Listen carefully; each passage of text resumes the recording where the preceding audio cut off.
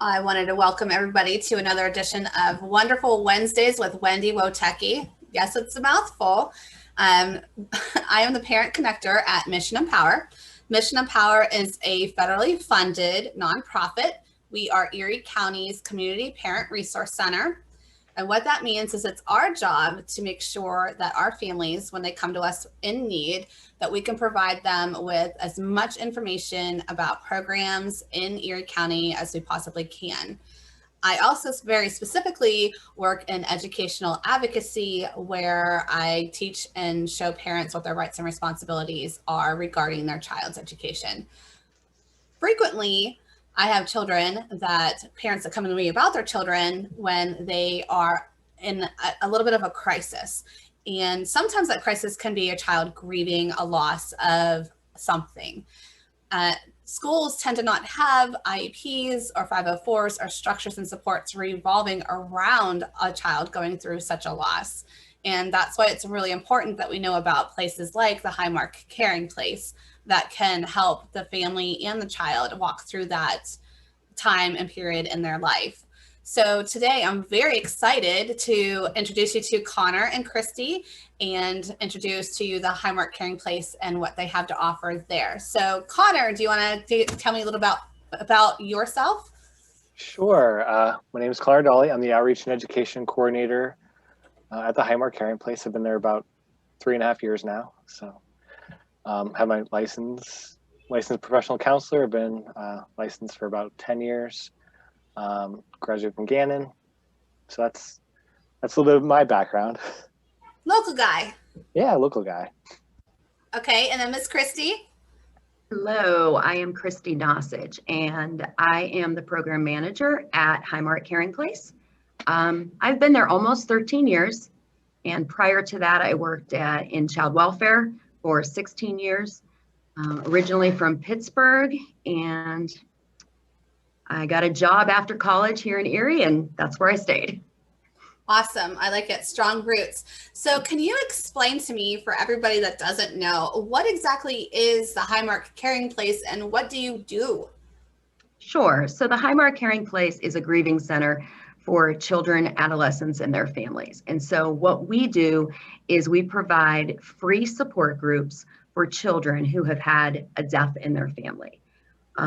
It's really about bringing children together, and it's not therapy. And that's what's really important for people to know. We don't do therapy, even though we are all licensed therapists. But what it is about bringing children together so that they can meet other children, adults bringing together for other adults, families meeting other families who have experienced a death. Because many times what people tell us is they feel sad when someone dies, they feel angry, they might even feel frustrated, but what we hear more commonly is that they feel alone, that nobody is like them, nobody understands what they're going through. And so the Caring Place is really a program about bringing people together, letting them know that there are other kids, other adults that are going through some of the same things. And it sounds a little weird, but we do it in a fun way. We do it in fun support groups for the children and the families, and it really gives them a chance to talk about what they miss about that person and the feelings that they're going through. And again, like I mentioned, it is a free program, so there's no cost. You do not have to have Highmark insurance. Sometimes people think because we are the Highmark Caring Place that you have to have Highmark insurance, and you do not. Even though we receive the majority of our funding from Highmark, and that's how we were able to provide a free service, you do not have to have our insurance. Okay, so how did the Highmark Caring Place even ever get started? So we actually started under the Caring Foundation. The foundation started in the mid-'80s when in Pittsburgh, the steel mills were closing, they were shutting down, and a group of Presbyterian ministers went around and surveyed the community, including Mr. Rogers, which we all know and love Mr. Rogers. And what they found was they weren't so much worried about themselves, but they were worried about their kids not having insurance. And so they went to Highmark and they said, Highmark, this is a need in the community. What can we do? And so Highmark started the Caring Foundation, which the mission of the foundation is to meet unmet needs for kids and teens in the community. And so it was really like a grassroots movement. They community contributions, school fundraising, everything that they brought in, Highmark matched dollar for dollar, where every dollar went towards insuring uninsured families. And then in the early 90s, the model that the Caring Foundation created was then adopted by the state and became CHIP. And so now the foundation is trying different avenues or trying to figure out what else can we do in the community to meet unmet needs. And in the mid 90s, our director, his son died in an accident. And they found different services for him and his wife, but they couldn't find anything for his other child. And so talking to Mr. Rogers, sharing this passion of his, this unmet need in the community, he went to Highmark and pitched it, and we opened up our doors. Actually, the first group started in 1996. The Caring Place started in 97 in Pittsburgh, downtown. 2001, we opened up our site in Erie. 2003, we opened a site in outside of Harrisburg, and then Pittsburgh got so busy that they opened up a fourth site outside of Pittsburgh in the Warrendale area. That's amazing. That's awesome. So who do you serve exactly? How do we find out if we're eligible? Yeah, so we serve children. They're the core of our programming. We work with families who have children. And so sometimes we will have adults that call us and they do not have children that are between the ages of birth and a high school senior. So that's primarily our age group that we work with. However, if an adult calls us and does not fit that, that children range, we have lots of resources in the community that we are aware of and we will refer. So a lot of times we will tell people, like, even if you're not sure that the Caring Place is right for you, give us a call, because one of the things that we do that's so important to us is knowing what's in the community, just like you, Wendy. So we make sure that we know about therapists that are out there, support groups that are out there.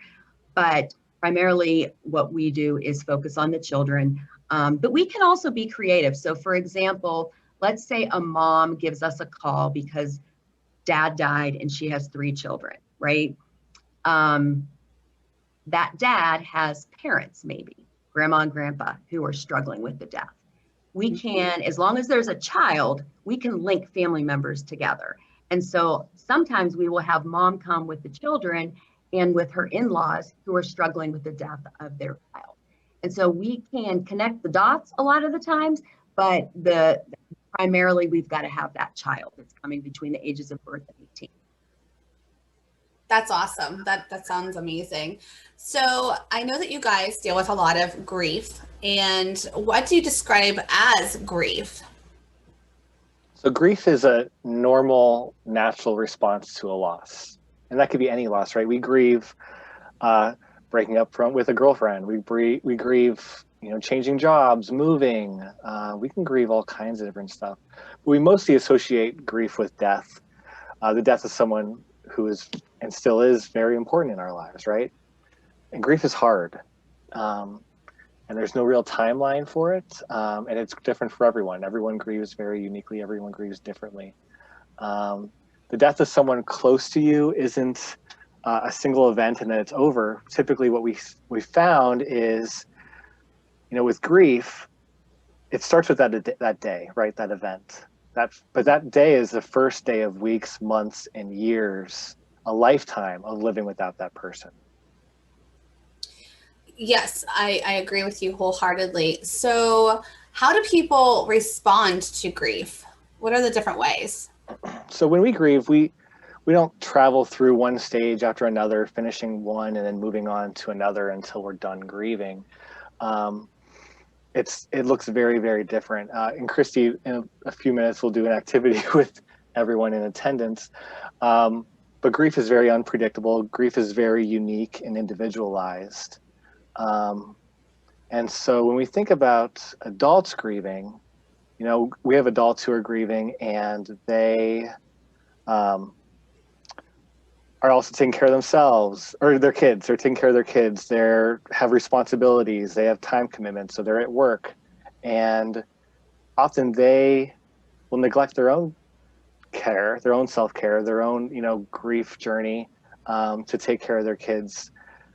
For kids, it looks very different. I'm skipping around because you're supposed to talk about that later, I think. All right, go ahead. Go for it.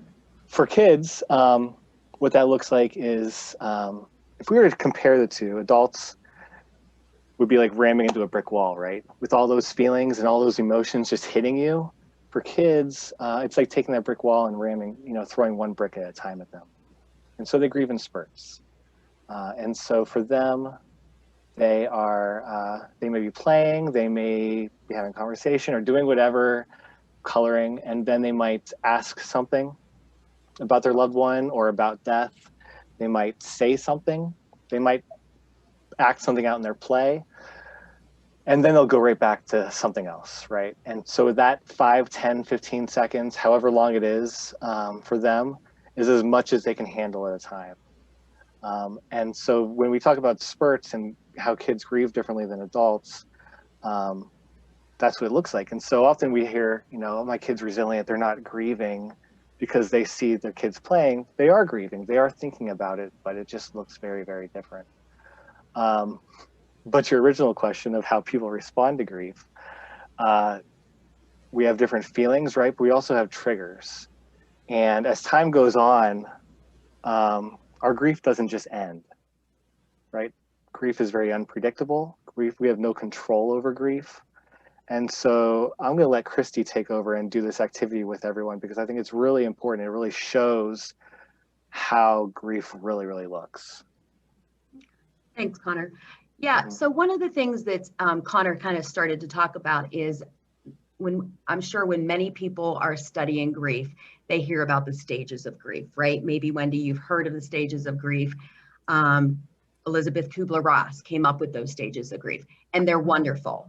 But what people don't understand is they were created really with the intent of talking about somebody who was faced with a life-threatening illness. And so it was all about anticipatory grief, somebody being diagnosed with cancer, let's say, life-threatening, and they may go through those stages of grief: denial, anger, bargaining, depression, acceptance. And so what happened is she never intended that to be implemented into how people are grieving. It's really about somebody that's diagnosed with this illness who is facing this life-threatening illness. But what people did was they said, well, this is how people grieve too. And so we really took a look at that, and obviously other people as well, because wouldn't it be nice if somebody was grieving and you went through those stages and you got to the end in acceptance and everything was great, right? That would be wonderful, but that's not how it works. And we all know that if you are grieving somebody, you know that it's not over, it's not over. We never get over that death, nor would we really want to, because you had a relationship with this person and you don't want to just forget that person and just accept that it's completely over. So when we talk about grief, we like to talk about the spiral of grief. And I'm going to have Connor pull this up a little bit. We kind of like to look at it almost like a large spiral, a tornado that's going around, almost like a slinky. If you pull a slinky out, right, and you see that spiral. So for anybody who is online right now, and if you would like to, I want you to think about perhaps some of the feelings that you might have had when someone died, or some feelings that maybe you think people would experience. So I know in our chat box, we do have that ability to type in some feelings that maybe you hear other people talk about. For example, it's not just about being angry. We have feelings, if you can see in this picture right here, we have feelings of confusion and sadness and fear. If there's anything that you can think of that you would want to put in that chat box about, different feelings that you have faced when you experienced that death. So I don't know if anybody who's out there, wants to use that chat box, right? Great. So lots of stuff coming in here. We see numb, we see regret, right? We've heard about guilt. We've heard about feeling empty, sure, and depressed, absolutely. Lonely, relief, regret, sure. Those are some big feelings that people have after someone dies. missing someone, absolutely. Right. So we're getting lots of responses here. And so it's much more than those stages of grief. People who experience death experience lots of things, just what we talked about. They talk about fear, they talk about guilty, feeling regret, feeling loneliness, feeling, sometimes people will say relief, right? If you've been watching somebody who's been suffering through their death, when that person finally does die, people are afraid to say that they feel relieved because they don't have to see that person struggle anymore. And kids will tell us that's such a hard thing to admit to. And what they say to us, they don't say relief, but they feel happy. And when you ask a child, why do you feel happy after someone dies? They'll say, because they're in heaven now. Or they'll say, because they're not in pain anymore. Absolutely, kids get that. And so when you think about that spiral, we have feelings that come and go at different points of our lives. When we find out about that death, we may feel one way. And as time goes on, we may feel another way. With a teenager one time, and she said to me, Miss Christie, I feel like I'm going crazy, another feeling that she was having. And I asked her, tell me a little bit about why you're feeling that way. And she said, I was going home from school and I was driving, and all of a sudden a song came on the radio. And I immediately had to pull over and I broke into tears and I sobbed because this was a song that they played at my mother's funeral. And she hadn't heard that song in years, but this was years later, and out of the clear blue, she turns the radio on and that song comes on.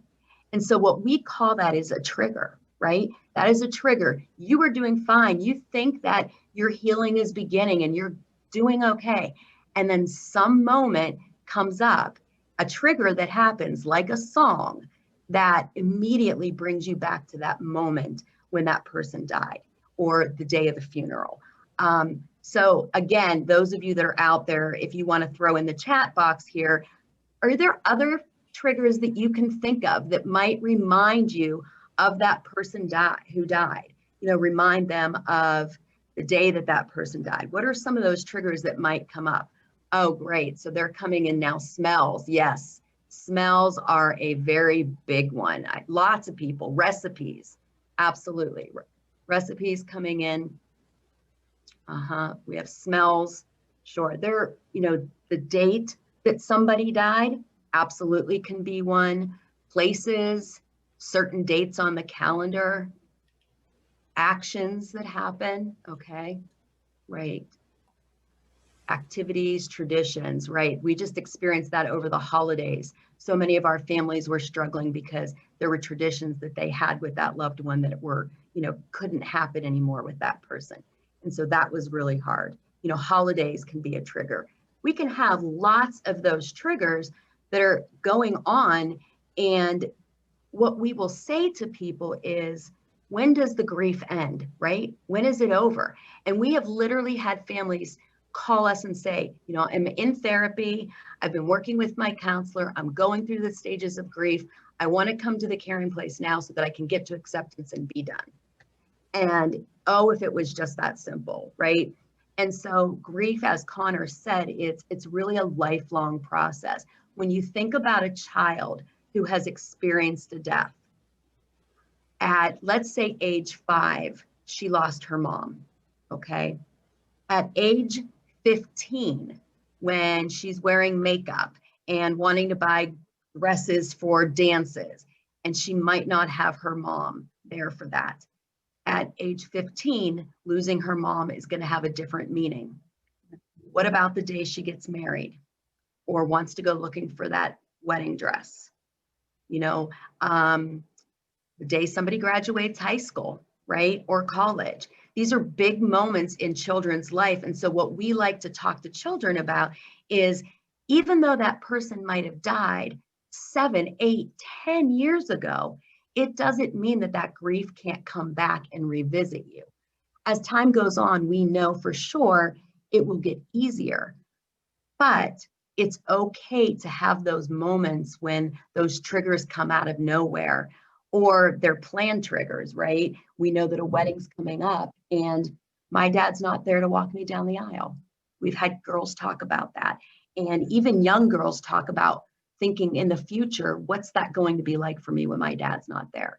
So when we look at grief like that, we really look at it as this spiral that comes and goes. Sometimes it's at the front of your heart, sometimes it's in the back, but it really is this lifelong process. It's not an event that happens and within a couple months it's over. And we want to normalize that for people, because I think a lot of times people feel like, after a year I should be over it. And they get that message from the community, or their family members, like, it's been 2 years, it's time to move on. And if it were only that easy, Absolutely. Oh, chronic triggers, somebody says. Yep, absolutely. So you dispelled a lot of myths. Are there any other myths around grief that you wanted to talk about? Yeah, I think for me, one of the things that's really important is, I think people always feel, one of the myths that we hear out there is the plan, the goal is to get over your grief, right? And so what people do is they will say, I'm doing okay. And the reason they're doing okay is because they're not facing it. They're keeping themselves busy, right? That's the one thing we hear from adults all the time is, I'm doing okay. My family's doing okay. We're just keeping ourselves busy, right? I'm going to work. I'm coming home. I'm doing all these things so that I don't have to think about it. And so what we will say to our families a lot of times is, when you come to the caring place, that's going to change, because this entire time you're doing everything to stay away from that pain, right? And to not lean into it. But the caring place, we're going to have you talk about it and talk about those difficult moments that you have. And so we're going to ask you to lean into the pain. And that is probably the most uncomfortable thing for families, is to lean into the pain and allow themselves to feel that pain. But what we know is, unless you feel it, you can't move through it. And it's not, we don't want to avoid the grief. That's not what the goal is. The goal is to feel that pain so that you can get back to a new normal life. Speaking of a new normal, which I hate that, but it's okay. Yes. We are in the middle of a pandemic. And there's a lot of grieving going on revolving around the pandemic. It is no longer, somebody that knows somebody that knows somebody. It is, I don't think any of us don't know somebody that's our friend, family member that has experienced COVID. I don't believe there's many people left out there that have not had a significant loss due to COVID, whether it's employment or a family member. So how has it interrupted the grieving process? Because I'm sure it's just, if you're in the middle of your process, it's just turned everything upside down on its head. So talk about that with us. How is COVID interrupting people grieving? Connor, do you want to take that since I've been talking? Sure, I'll start. You can clean up whatever I miss. When I think of that question, I going back to the beginning of our pandemic, when we were talking about the shutdown and how many people can get together, I know funerals were really impacted by that, and they still are. As far as how many people are allowed in a funeral, how many people are allowed for visitation. A lot of funeral homes were doing outdoor funerals or viewings. They were doing, or services. Some were doing, and they've always been offering them on, either Facebook Live or Zoom. But a lot of families weren't really utilizing that option until now, and now they're really utilizing it. And not only that, but like families members that can't come to the funeral are able to do a reading or participate virtually in a way that they haven't before. So it's helped with that, but yeah, it's still really, really hard. If we're only allowed 10 people at a funeral home, and oftentimes that's bigger than, or that's less people than the extended family, let alone friends and other relatives and anyone that's connected with them. And so just trying to process that, plus our sense of safety, our sense of security has been altered by this. We've lost our are normal, right? Like you mentioned. And so, kids are not in school, so their routine is different. We're working from home. All three of us on here are working from home right now. And so, so much has changed and impacted, but that impacts our routines, that impacts our rituals, that helps us grieve. So if I typically would do something to honor my loved one, that might have been altered this year based on the ability for me to do that. And so it for sure has impacted how people are grieving.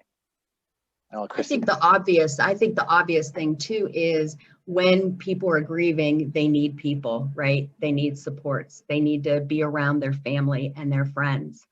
And what we've heard from families that are grieving right now is they can't do that. And those family members that are most fragile, right? Maybe some of the older family members or people that are struggling with some illnesses or things like that, they've been completely left out. They can't be around anyone because they're at such high risk. And so what we're hearing a lot of times from kids and families, I'm not able to see my friends right now. And people need people for support, and they're missing that a lot. Totally. That makes a lot of sense. COVID. So what are you able to do with the community right now with the Highmark Caring Place, with all of our conditions and terms and things in place? What do you guys have going on to help the community? Because I know you want to just leave us all hanging in the balance. Sure. Well, I can talk about one thing that we're doing, and then I'm going to let Connor follow up with a bunch of the other things. But we are super excited that we got sent home in March, right? Like everybody else.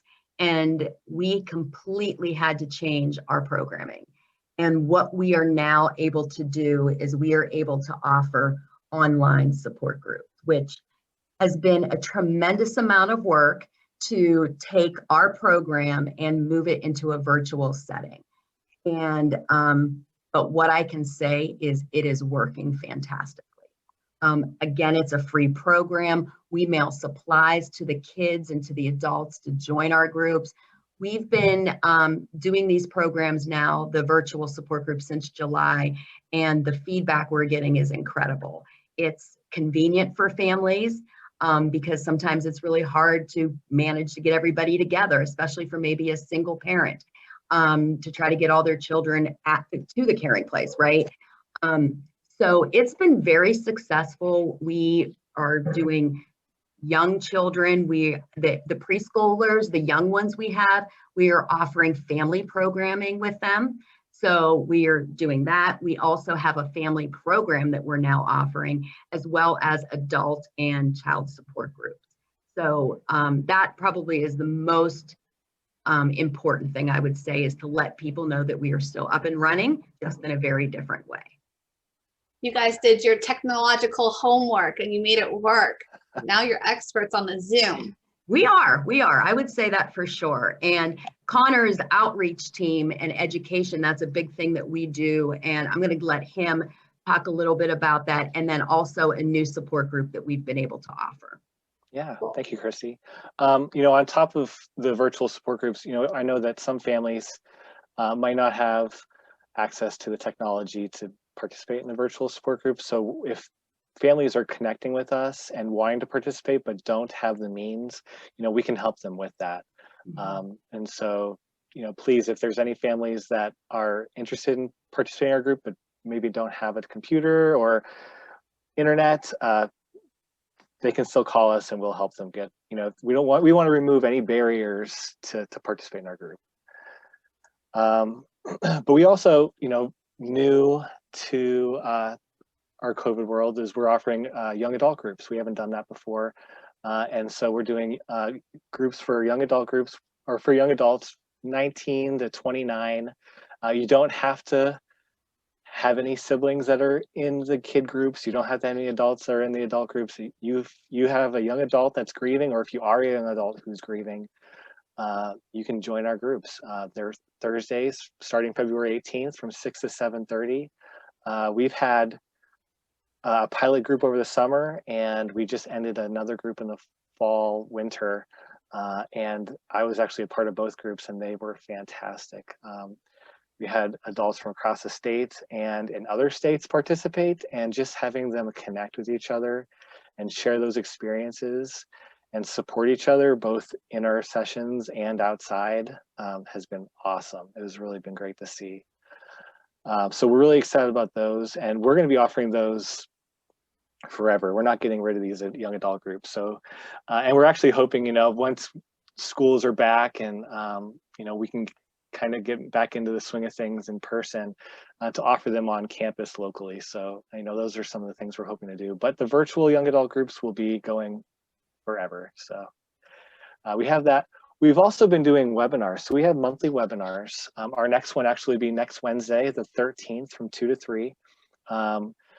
Our outreach and education team does them every month. And so actually this month, Patrick, who is my position in Pittsburgh, and Lexi, who's my position in our Harrisburg office, will be doing this webinar, which is on the curious observer, understanding the behavior of grieving children. So it's really just like talking about what that behavior looks like, kind of like what I talked about earlier, watching it and being able to support kids who are grieving by understanding what their behavior is and what that might mean. It's really, everything we do is free. We don't offer CEUs for our webinars. They're more informational. They're for a general population, so you can be a grieving family, you can be a professional, and both of you would get a lot out of it and helpful, either professionally or in your life.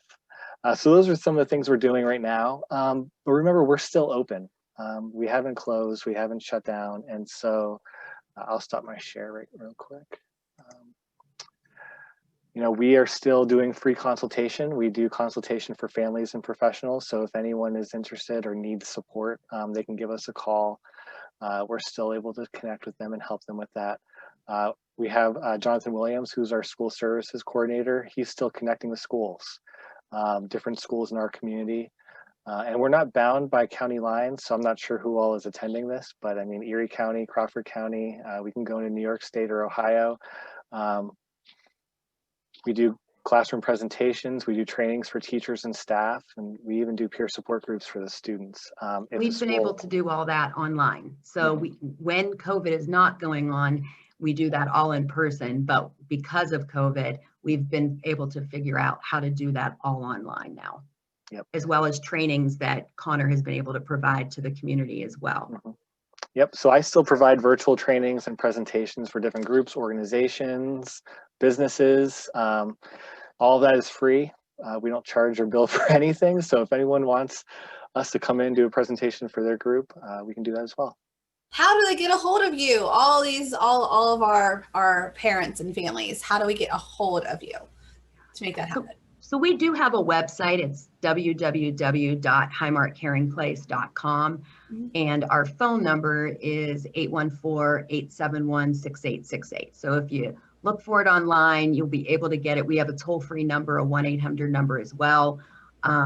We are all working from home, so you will not get an immediate answer if you call us, because we're checking our lines several times throughout the day. But we do check our lines several times throughout the day, so somebody will get in touch with you. You can also email us, and we, through our website, you can contact us through email, and we get emails, from people in the community as well.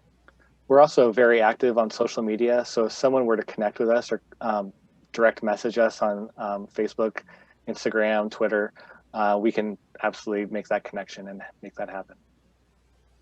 Okay, and who wants to tell me about your big event in November? Because I think we need to touch on that real quick. Sure. So November, always the third Thursday in November is Children's Grief Awareness Day. And actually, I think we just had, Christy, what is it, the 12th year? We just had 12? Yeah. 12th anniversary of Children's Grief Awareness Day, which actually started in Erie. We had a school who we were partnering with who we had a group with them, and they were like, you know what, there's all these different days to honor people. Why is there nothing to honor grieving kids? And so we were like, yeah, totally. That's a great idea. And we started this day, and it started just within, the Caring Place, and then it grew to this national and international day of recognition where we honor kids and teens. And I mean, there's grief centers from across the world who celebrate this and honor kids and teens. And it's a great movement. I don't know, we had a huge virtual event this year on our social media where we had different speakers and readers and families. We had people from across the world sharing and participating in these events. And it was a really neat experience just seeing the grief community come together and supporting grieving kids and teens. We do something every year. We're always looking for community partners who want to partner with us on that. So if anyone wants to do stuff, email me, connect with me. I can help you. I can get you some butterflies, encourage you to wear blue that day, and we'll make something awesome happen. I did see it. I have seen it on social media for a couple of years now. So it's a very impressive event, and I look forward to seeing it again, and hopefully we can partner. So right now I'm going to open it up. What? I just want to add something real quick. That day, it reminds me of a family who, we were connecting with a couple of years ago. They woke up and heard, the daughter, their dad died. And she was so excited that people were going to be wearing blue for her that day. Right. And so, while we know, everyone wasn't wearing blue for her, but it was for her. Right. Mm-hmm. And it's for every other grieving kid in our community, because she was excited to know that when she goes to school, she was going to see her teachers wearing blue and the staff wearing blue and her friends wearing blue for her. Right. And then she might leave and go, to Pop Luck and get blue popcorn and see that, oh my gosh, like even here, people are wearing blue and excited, just to honor me. And that's just what it's about. Just seeing people in the community, the Playhouse and the Children's Museum, like seeing our mayor wearing a blue butterfly on Children's Grief Awareness Day and honoring that day. And kids notice that and teens notice that. And it helps. They don't feel alone. That's where Exactly. They don't feel alone, and they have that community support, and that's enormous, that they know that somebody understands their struggle. So right now I'm going to open it up to anybody on our Zoom here. Can anybody give me a question for these lovely people from the Highmark Caring Place, please, down in the chat, or feel free to unmute. Does anybody have any questions? I have a few. Say a parent may not want the services, but the child does. How do you handle that? Do you go through the school or that kind of thing? That's a really good question. One of the reasons that we started our school program is for that reason in particular, is in case a parent did not want to be involved, going to the schools was a great way to be able to provide that support, so that it didn't interrupt a family schedule, right? It was in the school and they were able to do that. However, you can still come to the Caring Place. So typically the way that our program works when the COVID is not happening is families would come to the Caring Place, and from 6 o'clock till 6:30, we have dinner. So we provide pizzas and chocolate chip cookies, and we have an air hockey room. And so families are there, they're eating, they're hanging out together, they're talking with one another, the kids are playing air hockey. And then at 6:30, the children and the adults get excused from our large room and they head into the group rooms. And at that time, they will go into the group rooms with kids their age or other adults, who are in their group as well. And if an adult is coming to the Caring Place and does not want to participate, at that time, we have a couch area with a beautiful fish tank, and we have couches there, and the adult can just sit there during that hour when the child is in the group. We don't ever let people drop their kids off because we want the children, in case they would get upset, we want them to have that support right there. But adults can choose to sit outside of the group. So they are allowed to do that. But typically when we talk to adults, we realize that, and they realize it after we talk to them, that they need the support. Usually they start by calling us and they say that they're worried about their children, but after talking with us for a while, they realize that their grief is pretty strong too. And so we encourage them, if they're really grieving, to be a part of our program as well, but we don't make it mandatory. Great answer. I have another one down here in the chat box for you. It says, since the Caring Place addresses grief effects on families beyond death, do you address grief that families experience when their children receive diagnoses of either a medical nature or with a disability? So do you guys deal with medical diagnosis grief and getting a disability? Do you? Right. Actually, we don't. And one of the reasons that we don't is we like to call ourselves grief experts when it comes to death. And what we do is we focus on grief related to death.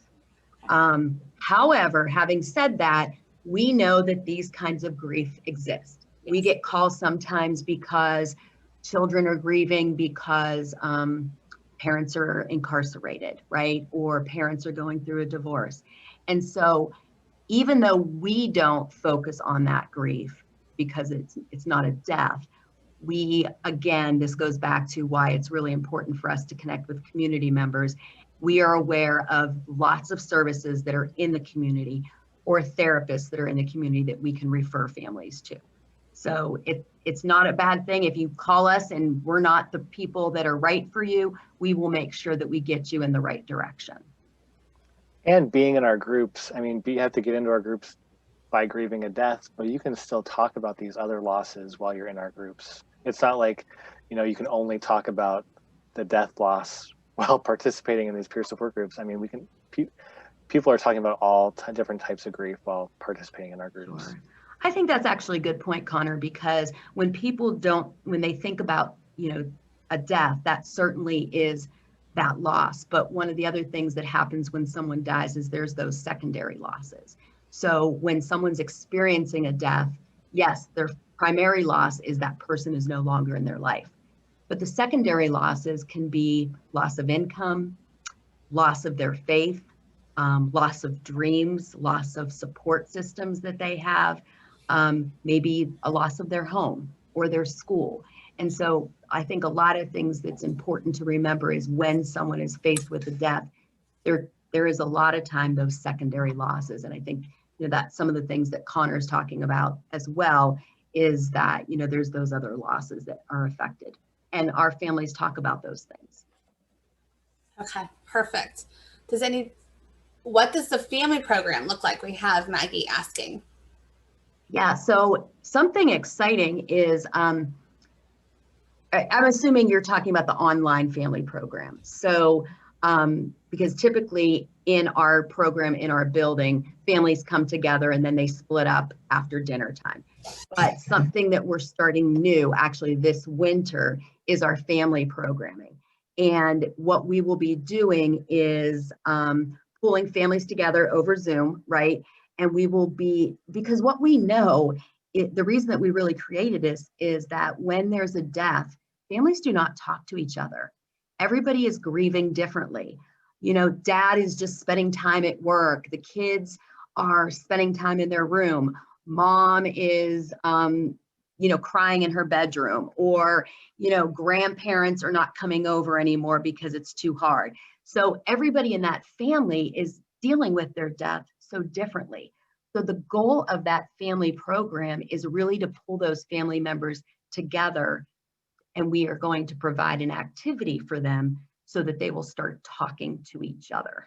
They will begin talking with each other about their grief and about that person who died in a supportive environment with other families that are going to be on that Zoom as well.